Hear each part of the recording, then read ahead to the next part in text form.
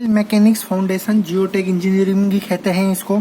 तो आज पार्ट 2 पढ़ेंगे। तो पार्ट 2 में आज बहुत सारी definition like water content, dry density, bulk density और सैचुरेटेड डेंसिटी या फिर वॉइड रेशो, स्पेसिफिक ग्रेविटी, तो सबकी डेफिनेशन आज पढ़ेंगे। तो अपना मोटिव लिख लेते हैं कि आज मोटा मोटा मोटिव क्या रहेगा, या डेफिनेशंस लिखने हैं तो आप स्टार्ट कर दो, चाहे ऐसे डेफिनेशन लिखना। तो मैं पॉज कर देता हूँ और आज ज़्यादा कुछ पढ़ेंगे। तो ये जो आपको डेफिनेशंस दिख रही है और इसके फॉर्मूले भी करेंगे, जैसे water content, void ratio, porosity, the degree of saturation, density, bulk density, dry density, saturated density, फिर आएगी अनसैचुरेटेड डेंसिटी, फिर स्पेसिफिक ग्रेविटी, फिर बल्क मॉडुलस, सब कुछ भाई बहुत कुछ है ना। तो आज बहुत सीरियसली पढ़ेंगे। और देखो मैंने कहा था कि अपन पार्ट वाइज पढ़े करेंगे, ठीक है। और आज बहुत कुछ पढ़ेंगे, तो स्टार्ट करते हैं। तो पहली जो डेफिनेशन है वाटर कंटेंट की, तो देखो वाटर कंटेंट को मॉइस्चर कंटेंट भी कहते हैं।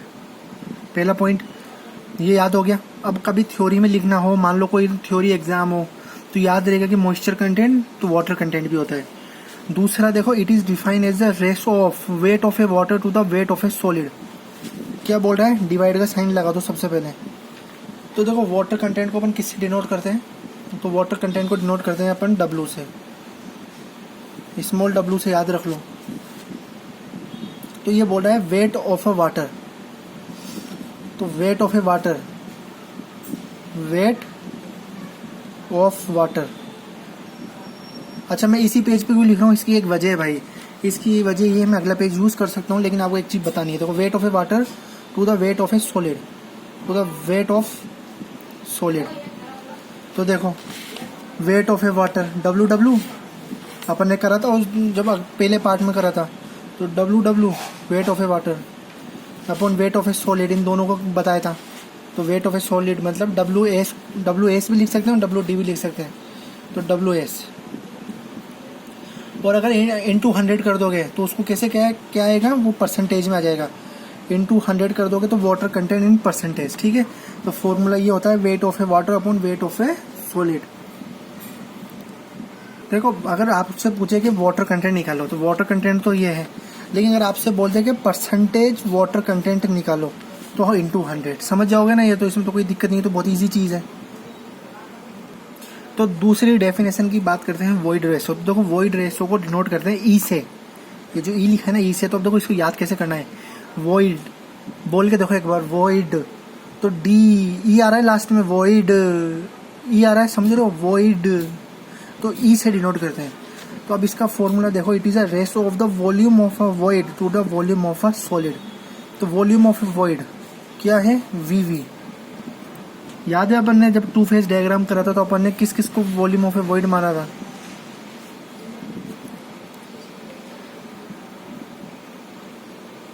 और वॉल्यूम ऑफ ए सॉलिड किसको माना था। थोड़ा बहुत अगर याद आ रहा हो तो वॉल्यूम ऑफ ए वॉइड अपन ने करा था जब टू फेज डायग्राम बनाया था, जब अपन ने ऊपर ही ऊपर लिखा था volume of a void is equal to volume of a air plus volume of a water.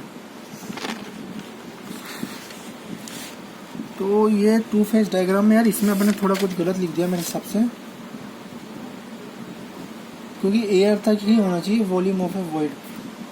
क्यों, ये पूरा नहीं था यार, ये इतना ही होगा वॉल्यूम ऑफ ए वॉइड, ठीक है। वॉल्यूम ऑफ ए वॉइड इतना ही था, लेकिन ये अपने ऊपर से लिखा था कि volume of a void equal to volume of a air plus volume of a water. वो यार क्या, थोड़े बहुत लिखने में कभी कभार के मतलब देखते देखते गलती हो जाती है ना कभी कभार। तो बाकी सब कुछ सही है, बाकी वो कोई प्रॉब्लम की बात नहीं है। बाकी अपन ने उस साइड भी लिख दिया था वैसे कल के पार्ट 1 की वीडियो में। तो अब इसका फॉर्मूला लिखेंगे तो किस तरह लिखेंगे, E is equal to volume of a void upon volume of a solid. और भाई इनको याद कर लेना, ठीक है, इनको याद कर लेना है। ये फॉर्मूले बड़े काम में आएंगे जब न्यूमेरिकल सोल्व करोगे ना। अगर फॉर्मूले आएंगे तो सब कुछ हो जाएगा। अब अपन करते हैं किसकी बात, जो अपन ने लिखा था पोरोसिटी की। थर्ड पे करते हैं अपन बात पोरोसिटी।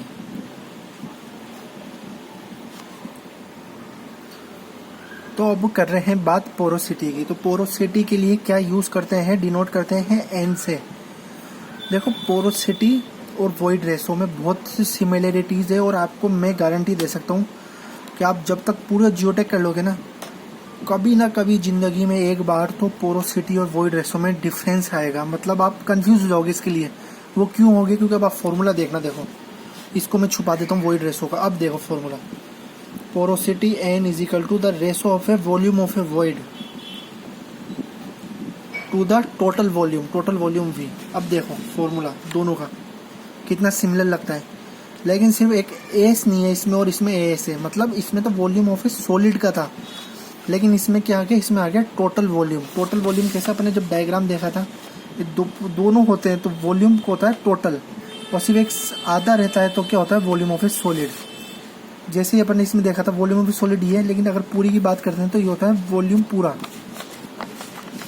जैसे अगर अपन ने 3D में सीखा था, देखो 3D में देख लो, कैसे जो 3 फेज डायग्राम था कि टोटल था तो वो तो वॉल्यूम, ठीक है, और ये दो थे तो क्या, वॉल्यूम ऑफ ए वॉइड। और ये अगर सॉलिड की बात करते तो वॉल्यूम ऑफ ए सॉलिड। इसलिए 3 फेज पहले करवाया था भाई, जिससे आपको आ जाए। अब इसकी ट्रिक भी है कि कभी भी पोरोसिटी की बात होगी तो आप क्या करोगे, ट्रिपल वी होता है पोरोसिटी में, वी अपॉन वी, पोरोसिटी का वी अपॉन वी, ये याद रखना। Porosity is equal to V upon V. तो जो अपनी चौथी डेफिनेशन है वो है डिग्री ऑफ सेचुरेशन। तो देखो डिग्री ऑफ सेचुरेशन के लिए यूज करते हैं एस, याद रखना, डिग्री ऑफ सेचुरेशन पूछा है तो एस। और इसका फॉर्मूला है the ratio of the volume of a water present in the soil mass to the total volume of a void. मतलब कहने की सिंपल बात ये है कि एस इज इक्वल टू क्या बोल रहा था, ratio of a volume of a water present in soil mass to the volume of a void, V. अब देखो इतना सा अगर याद कर लोगे तो आपके डेफिनेशन खुद बना लोगे यार। अगर खुद याद कर लोगे तो डेफिनेशन बनाने में कभी आपको दिक्कत नहीं आएगी, मेरी मानो तो। और देखो आगे बहुत कुछ है, अपन को बहुत कुछ पढ़ना है, मतलब इंडेक्स भी पढ़ना है, क्या क्या क्या डेंसिटी इंडेक्स होते हैं, बहुत कुछ है। तो बिल्कुल सीरियस वाइज पढ़ते जाएंगे, सीरियल वाइज, जिससे कभी दिक्कत नहीं आएगी। जैसे अभी थोड़ी आई, अब आपको पता है वॉल्यूम ऑफ ए वॉइड क्या होता है, अगर आपने पार्ट 1 देखा हो। अब पार्ट 2 में अपन ने फॉर्मूला स्टार्ट कर दिए, ऐसे मतलब इंक्रीज भी करते जाएंगे और कवर करा देंगे पूरा यार। ये जियोटेक को बहुत अच्छी तरह करा देंगे, मज़ा आ जाएगा। और न्यूमेरिकल भी कर लिया करेंगे लास्ट के अंदर। कोई दिक्कत हो तो आप ज़रूर कमेंट कर दिया करें।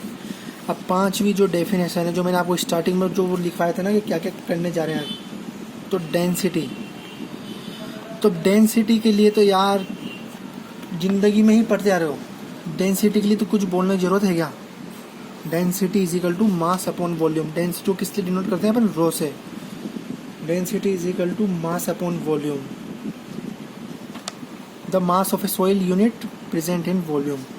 तो देखो डेंसिटी इसलिए नहीं लिखी, डेंसिटी के अपन जिंदगी में पढ़ते आ रहे हो, इसलिए ना डेफिनेशन लिखी ना कुछ लिखी। डेंसिटी तो आनी चाहिए आपको। अब यार पढ़ने आए हो यहाँ पर तो डेंसिटी की नहीं आएगी, और मेरी मानो तो बल्क डेंसिटी की भी आनी चाहिए, लेकिन बल्क डेंसिटी की आपकी बिल्कुल लिखवाएंगे हम, बल्क डेंसिटी। और इसकी यूनिट इसलिए नहीं लिखा रहा मैं कि यूनिट में अभी कंफ्यूजन होंगे। यूनिट जब न्यूमेरिकल करेंगे ना, जब मैं बता दूंगा यूनिट के लिए, अभी कंफ्यूज मत हो यूनिट के लिए।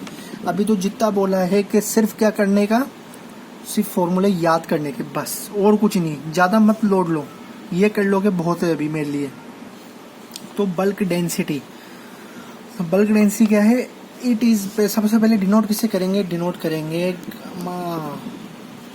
तो it is define as total weight of a soil mass per unit to its total volume. मतलब कहने का मतलब ये है कि वेट अपॉन वॉल्यूम बोल लो या मास अपॉन वॉल्यूम मतलब बोल लो, मतलब सेम टू सेम डेंसिटी की तरफ बल्क डेंसिटी है। लेकिन फर्क इतना सा क्या होता है, बल्क डेंसिटी और मोइस्ट डेंसिटी। अब क्लियर हो जाएगा आपका मोइस्ट डेंसिटी। अब मोइस्ट क्या होता है ये बताने की जरूरत नहीं है, लेकिन एक बार अगर आप गूगल जरूर करना मोइस्ट का, फिर आपको पता लग जाएगा इसमें बल्क क्यों लगाया गया है। मोइस्ट को कर लेना मेरी मानो तो, फिर कुछ दिक्कत नहीं रहेगी। और इन दोनों की यूनिट वही सेम है, ग्राम पर सेंटीमीटर क्यूब कर लो या केजी पर मीटर क्यूब कर लो। अब देखो डेंसिटी हो गया पहला, दूसरा आया बल्क डेंसिटी, ये इसकी पार्ट है। अब आएगा ड्राई डेंसिटी। बल्क डेंसिटी मतलब गीलापन है, इसमें मोइस्ट है थोड़ा ना। अब आएगा ड्राई डेंसिटी, ये इसी की पार्ट है। जैसे इसमें लिख लो 5.1, 5.2, अब आएगा ड्राई डेंसिटी।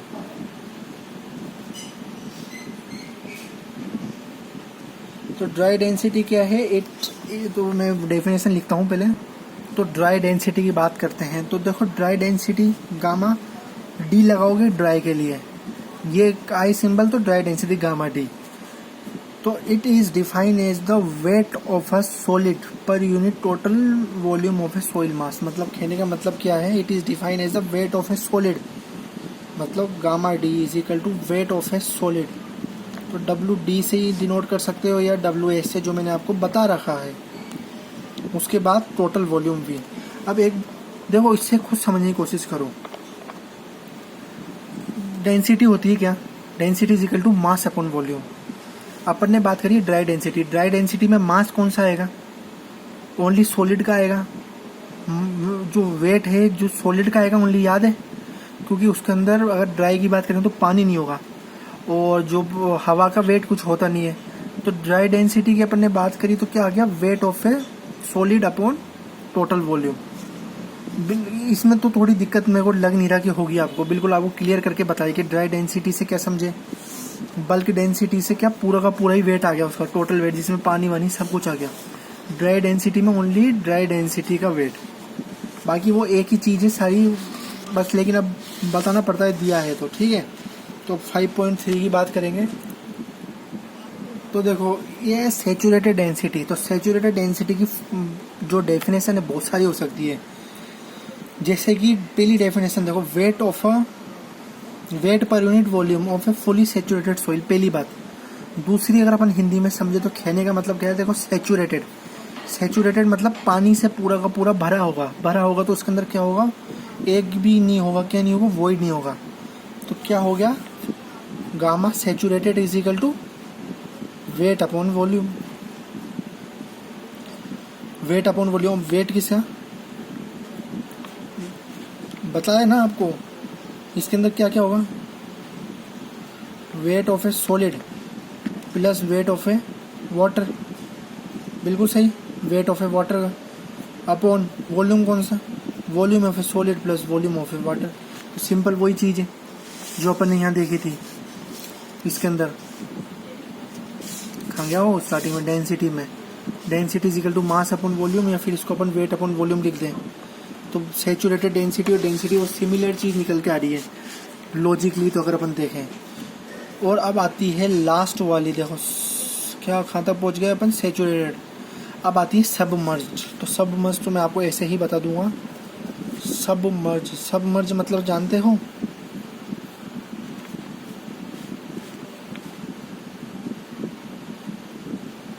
तो सबमर्ज्ड डेंसिटी, सबमर्ज।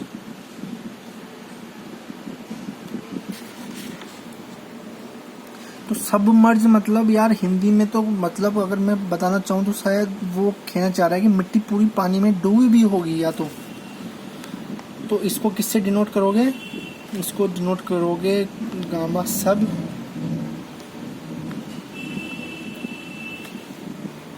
बिल्कुल सही बात है। सबमर्ज मतलब कहना ही यही टर्म यूज है कि जो सोइल है वो वाटर टेबल के नीचे है, तो सोइल नीचे है वाटर टेबल के, तो it is a submerge weight of a solid of a soil, मतलब फॉर्मूला है weight of a solid submerge upon V S upon V V, मतलब volume of a solid upon volume of a void. The weight of a solid is reduced due to buoyancy and voids are completely filled with water. The weight of a solid is water is reduced by the equal volume of a water. तो कहने का मतलब बस वही है जो मैंने कहा आपको, डेफिनेशन में जाओ तो सबमर्ज मतलब यार पूरी की पूरी पानी में ही डूबी हुई है, मतलब वो जैसे अगर अपन वाटर टेबल में बात करें, वाटर टेबल के नीचे वाली सोइल, तो बायोएनसी के कारण लगता है। तो इतना कुछ अपन को डीप में जाने की जरूरत है नहीं, तो अपन बात करते हैं अगला जो अपना टॉपिक है। अब देखो बात करते हैं बल्क यूनिट वेट की। 6th पे है bulk unit wait. Bulk unit wait तो ये ऐसे लिखा हुआ होता है कि डराने के लिए कि भाई क्या होगा बल्क यूनिट वेट, कुछ भी नहीं है। बल्क यूनिट वेट कुछ भी नहीं है, ये क्या है, वेट पर यूनिट वॉल्यूम, और वेट पर यूनिट वॉल्यूम क्या आता है, बल्क डेंसिटी, समझ रहे हो, बल्क डेंसिटी कहता है वेट अपॉन वॉल्यूम, तो ये भी वही चीज़ है, वेट अपॉन वॉल्यूम। अब इसके अंदर फ्री आ जाएगा dry unit weight of a solid, saturated with weight. तो वही चीज़ है, बस उसको घुमा देता है कि देखो क्या है। देखो सिंपल सी बात समझो आप, तो समझने की चीज़ क्या है। देखो डेंसिटी आपने देख ली। अब डेंसिटी में अगर वो पानी में डूबी होगी तो अपन पानी का वेट लेंगे, अगर वो सूखी भी होगी तो सूखी का वेट लेंगे, सॉलिड का लेंगे। सैचुरेटेड होगी तो सैचुरेट कर लेंगे, या फिर सबमर्ज होगी तो सबमर्ज कर लेंगे। तो भाई बस वो टर्म इंक्रीज हो जाती है, बाकी कुछ भी नहीं होता, फॉर्मूला सेम रहता है। ये बात अगर आपने पकड़ ली तो बहुत बढ़िया बात है। तो अब अपन मेन फॉर्मूले पे चलते हैं, जो है specific gravity of a soil, जो बहुत इंपॉर्टेंट है। तो देखो स्पेसिफिक ग्रेविटी की बहुत चीज़ आएगी। तो देखो स्पेसिफिक ग्रेविटी को डिनोट करते हैं जी से। पहली चीज जी से डिनोट करते हैं। दूसरी चीज कि it is the ratio of A wait of a given volume. मतलब आपको कोई वॉल्यूम दे रखा है, गिवन वॉल्यूम, तो जो स्पेसिफिक ग्रेविटी को निकालते कैसे हो। तो देखो जो आपको रेशो दे रखा है, रेशो में नहीं, मतलब जो स्पेसिफिक ग्रेविटी क्या होता है कि weight of a given volume of a soil solid. मतलब अपने पास देखो क्या होता है, स्पेसिफिक ग्रेविटी निकालते हैं ना, तो मैं आपको एक बताऊंगा, कोर कतर मेथड होता है कि उस तरह वो क्या करते हैं कि जो सॉलिड निकालते हैं, फिर उसके बाद मतलब आपको एक पूरा मैं डिस्क्राइब कर दूंगा किस तरह प्रैक्टिकल हुआ था हमारा, ठीक है। तो अभी तो समझो कि weight of a given volume of a soil solid to the equal volume of a distilled water. मतलब कि specific gravity is equal to unit weight of a soil solid, unit weight of a soil solid upon equal weight of a, मतलब जितना अपन ने solid लिया है ना, जितना volume solid है उतना ही इक्वल वेट होना चाहिए डिस्टिल वाटर का। और स्पेसिफिक ग्रेविटी निकालते हैं तो एक टेम्परेचर फिक्स है भाई, वो टेम्परेचर है 27 डिग्री, वो होना चाहिए। अगर वो नहीं हो तो कुछ फ़ायदा नहीं है। 27 डिग्री पे ही निकलता है स्पेसिफिक ग्रेविटी। इसको और समझाता हूँ मैं। देखो स्पेसिफिक ग्रेविटी क्या चीज़ होती है। तो देखो और समझाने के लिए ये चीज़ है कि जैसे अपने पास ये बोल रखा है कि volume of a soil solid, तो मतलब volume of a soil solid है। तो देखो इसके अंदर एक तो क्या परमिएबल और एक इम्परमिएबल वॉइड्स होंगे। तो जो परमिएबल वॉइड्स होंगे ना वो तो फिल्ड हो जाएंगे वाटर से, लेकिन इम्परमिएबल नहीं होंगे। तो इसको निकालने के लिए, परमिएबल और इम्परमिएबल को हटाने के लिए, और ट्रू वॉल्यूम, मान लो जैसे अपने पास सॉइल सैंपल है, सॉइल सैंपल में मान लो परमिएबल वॉइड्स और इम्परमिएबल वॉइड्स हैं, ठीक है। तो अपन को उसको कंप्लीटली निकालना है। कंप्लीटली निकालने के बाद जो अपने पास सैंपल आएगा वो बिल्कुल प्योर होगा।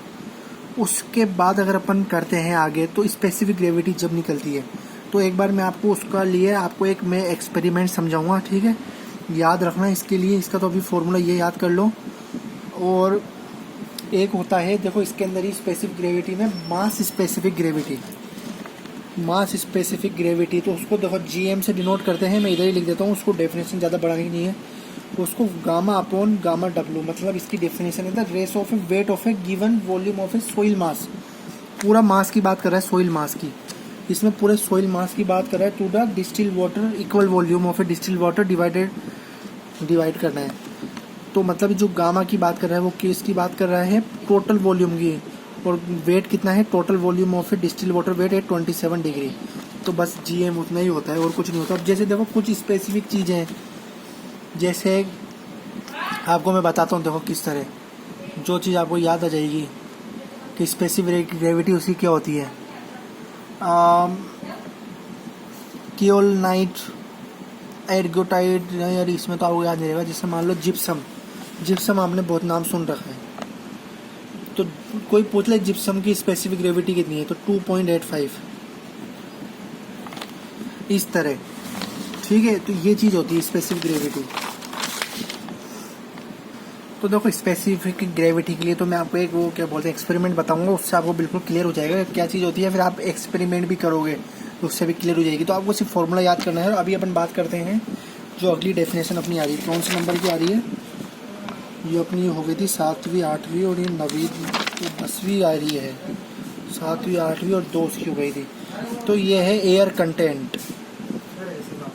तो एयर कंटेंट की जो बात है, और ये जियोटैग में तो दिक्कत क्यों आती है। देखो ये बहुत बड़ी बात है कि जियोटैग में दिक्कत इतनी होती है कि इतने फॉर्मूले हो जाते हैं कि आप खुद ही कंफ्यूज हो जाओगे। अभी तो बहुत छोटे छोटे फॉर्मूले, आप सोचो यार ये बहुत बच्चे वाले फॉर्मूले करवा रहे हैं भाई, इनसे आगे आप चलोगे ना तो मतलब डेंसिटी इंडेक्स, रिलेटिविटी, पता नहीं क्या क्या अटरम सटरम इतने फॉर्मूले हो जाएंगे। तो भाई सिंपल से स्टार्ट कर रहे हैं जीरो लेवल से, ये बहुत इंपॉर्टेंट चीज़ है। तो देखो एयर कंटेंट को डिनोट करते हैं एसी से। तो मैं ज़्यादा डीप में इसलिए नहीं जा रहा इतना भी कि जैसे मैं यूनिट भी लिखवा दूँ, सब कुछ लिखवा दूँ तो वो थोड़ा कन्फ्यूजन हो जाएगा। अभी अपने डेफिनेशन याद कर ली, यूनिट तो अपन खुद बना भी देंगे, अपन यार क्वेश्चन में से देख भी लेंगे, वो तो लिख लेते हैं यार। यूनिट तो बनाना सिखा दूंगा मैं आपको ऐसे चुटकियों में एक बार, एक लेक्चर लेके। तो एयर कंटेंट क्या होता है, डिनोट करते हैं एसी से। तो एयर कंटेंट होता है, it is a ratio of a volume of a air, volume of a air, इधर लिख दिया मैंने गलती से इस जगह, volume of air to the volume of a void. तो मतलब AC is equal to volume of a air to the volume of a void. AC denote करते हैं volume of air to the volume of a void. अब जैसे अब मैंने पिछली बार कहा था कि आपको पोरोसिटी में और वॉइड रेशो में दिक्कत हो सकती है, ऐसे ही अब आपको देखो एयर कंटेंट और 11 की बात करें तो परसेंटेज एयर वॉइड में दिक्कत हो सकती है, और वो मेरी गारंटी है दिक्कत हो सकती है। अब ये मत समझ लेना कि परसेंटेज एयर वॉइड लिखा हुआ है तो अपन ने पढ़ा नहीं, मतलब अपन ने आँख खोल के तो पढ़ा नहीं, अपन ने सोचा एयर कंटेंट ये रहा, परसेंटेज एयर कंटेंट पूछा होगा तो वॉइड को तो अपने पढ़ा कंटेंट, इसके आगे लगा दिया मल्टीप्लाई बाय 100, तो हो गया फॉर्मूला गलत। तो परसेंटेज एयर वॉइड का फॉर्मूला होता है, सबसे पहले मैं बताता हूँ, तो आपको मैं बताता हूँ डेफिनेशन लिख के एक बार। तो यार ये आपने याद कर लिया होगा, आपको लग रहा होगा बड़ा सिंपल है। तो अब देखो परसेंटेज एयर वॉइड पूछा है, मतलब NA को डिनोट करते हैं इससे कि एयर वॉइड कितना है, परसेंटेज एयर वॉइड। तो देखो the ratio of volume of air to the total volume, N is equal to volume of air upon total volume into 100% पूछा है। अब देखो VA upon VV, VA upon V, अगर percentage मान लो ये पूछ ले, एयर वॉइड पूछ ले, ये हटा दो, तो देखो कितना सिमिलर है, इसमें तो वॉल्यूम ऑफ ए वॉइड और इसमें टोटल वॉल्यूम है। ऐसे ही कहाँ पर दिक्कत हुई थी, एक बार दिक्कत हुई थी वो वॉइड किसके अंदर, पोरोसिटी में और वॉइड रेशो में, है ना। तो भाई जियोटेक में यही चीज़ है यार, छोटी छोटी चीज़ें, माइनर चीज़ें ना, बहुत मतलब माइनर चीज़ें भी बहुत कुछ नुकसान करा देती है। तो बड़े ही मतलब बहुत ही ध्यान से पढ़ने वाला सब्जेक्ट है ये मैं मानता हूँ। जियोटेक मतलब यार भारी रखता है खुद में ही, क्योंकि अपन न्यूमेरिकल करेंगे तो मतलब कितनी चीज़ हो जाएगी, खुद सोचो कितना कहाँ से कैसे न्यूमेरिकल आएंगे वो भी बताएंगे आपको। और जो लास्ट है वो है देखो ये 11 और 12 यूनिट वेट पूछा है ओनली, मान लो यूनिट वेट। तो यूनिट वेट क्या होता है ये अपन को पता है, ratio of A wait of a solid per unit volume is called unit weight. इसको डेंसिटी भी कह सकते हैं, ठीक है। अब इसमें क्या क्या पूछ सकता है ये, देखो unit weight can be bulk unit weight, saturated unit weight, dry unit weight, submerge unit weight unit per volume, unit weight of a solid या unit weight of a water, बहुत कुछ पूछ सकता है। लेकिन घबराने का नहीं, सिर्फ एक चीज़ याद रखो, gamma is equal to weight upon volume लिखा है इसने, अपन ने शायद पीछे पढ़ा था यूनिट वेट, ड्राई यूनिट कहीं ना कहीं तो पढ़ा था शायद यार, ये density, dry density, submerge density. तो देखो ये भी डेंसिटी तो होती है, यूनिट वेट और डेंसिटी। हाँ तो मतलब यूनिट वेट और डेंसिटी लिखा था यार, तो ये पढ़ रखा है अपन ने, यूनिट वेट और डेंसिटी लिखा था, मतलब अपने फॉर्मूले हो चुके पूरे। Density is equal to mass upon volume या वेट अपॉन वॉल्यूम। तो ठीक है, ये चीज़ तो अपनी हो चुकी, मतलब आज पूरे फॉर्मूले हो चुके। और अब देखो आगे क्या करना है, अब देखो ये फॉर्मूले सारे हो चुके हैं, अब आगे क्या करना है, आगे करना है अपन को, जो अपन को निकालना है, मान लो कि determination of a water content, कि डिटर्मिनेशन कैसे करते हैं वाटर कंटेंट का, समझ रहे हो कि मतलब पिक्नोमीटर मेथड है कि एल्कोहल मेथड है कि सैंड बाथ मेथड है या इंफ्रारेड मेथड है। तो बहुत सारा बताना है आपको, बहुत कुछ बताना है। तो आज के लिए तो यार इतना बहुत हो गया, आज लंबी वीडियो भी बहुत बन गई, ठीक है। तो आज ये कर देते हैं और कल वापस से अपन आएंगे और एक एक मेथड के बारे में डिस्कस करेंगे और प्रैक्टिकली बताएंगे कैसे स्पेसिफिक ग्रेविटी निकलती है, कौन सा मेथड यूज़ होता है और वाटर कंटेंट के लिए कितने मेथड है, ठीक है। तो अगर अच्छी लगे तो लाइक करना, अगर नहीं लगे तो डिसलाइक कर देना यार, तुम बिंदास हो। बस समझ में आना चाहिए, मैं तो ये चाहता हूँ। Thank you for being here.